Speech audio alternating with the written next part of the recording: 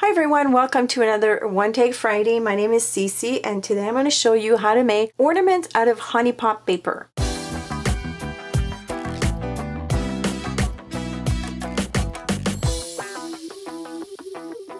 This is what I'm going to be using to create the ornaments for today. It's called Christmas Ornaments and it's a stamp set by Inky Antics, and it's specifically designed to coordinate with the honeycomb paper, which I have here. This is the Cool Colors pack. On this stamp set you've got 4 different shapes of ornaments, and if you're not familiar with the honeycomb paper and how it works, you can refer back to our previous videos. There's one that we posted on January 24th that will show you or give you more details about that specific paper. I will get cracking and make some ornaments, and I will show you about the construction of the ornaments. Okay, so I've got my HoneyPOP paper and I've got the bell ornament stamp, and I'm going to ink up my stamp with the good old archival ink, but just about any ink would do for this.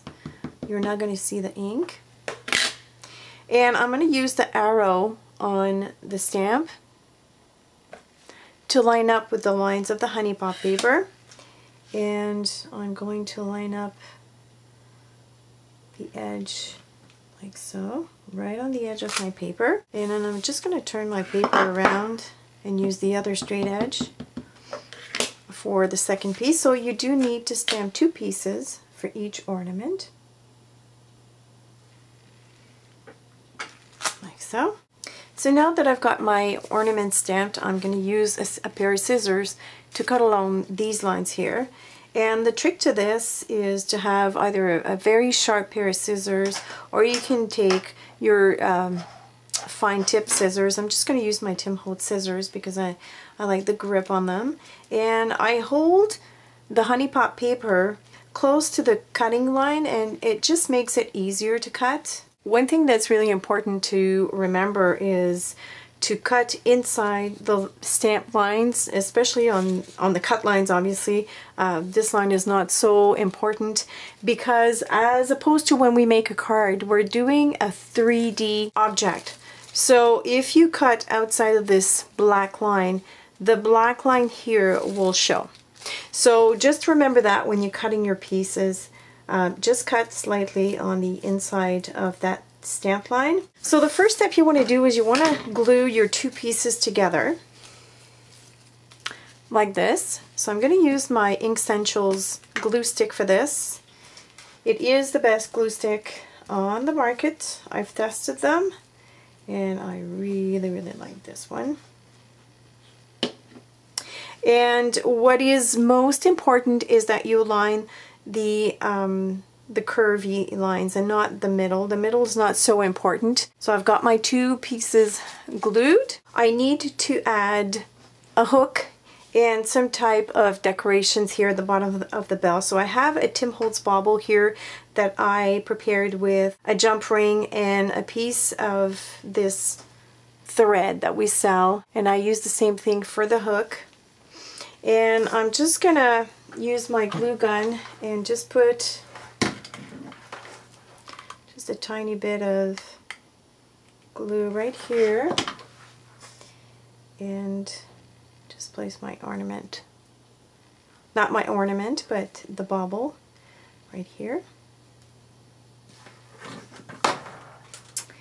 And I'm going to do the same for the hook of the ornament. I like to use a glue gun for this because it does dry instantly and it is solid.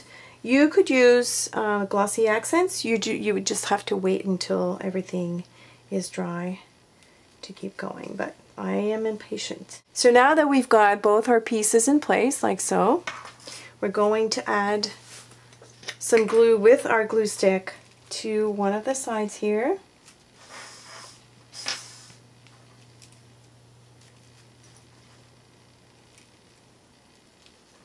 Make sure that you glue right up to the edges, and we're going to join the 2 sides together. So just by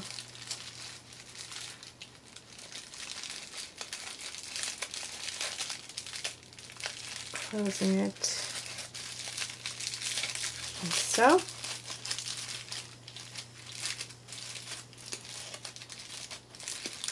And you've got an adorable bell.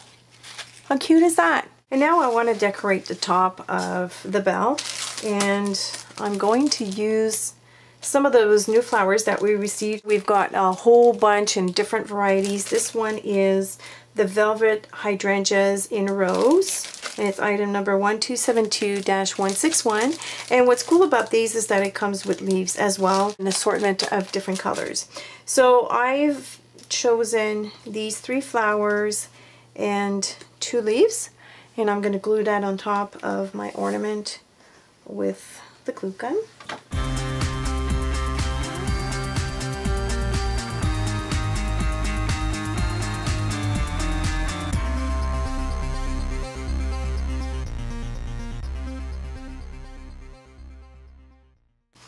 Like this. Look how pretty our bell looks.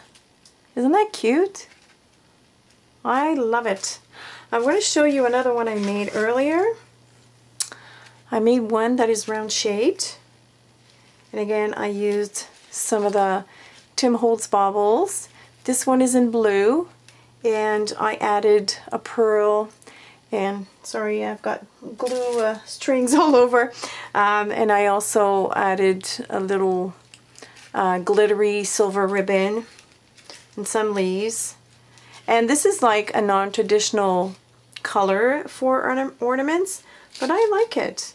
And who says ornaments have to be for Christmas? This could be a fun Easter ornament. Now, let's say you put together an Easter tree, or just to decorate your house. One thing I wanted to mention, because at the beginning I showed you this assortment pack, I realized that for these 2 ornaments, this size of paper is perfect, because you do need to use the stamp. You do need to align the arrows of the stamp, these lines right here, with the glue lines of the HoneyPOP paper. But if you are doing these 2 ornaments, you're going to need to have the bigger pads, which come in this size. So just keep that in mind when you're doing your ornaments. For the bell and the ball, these are a good size.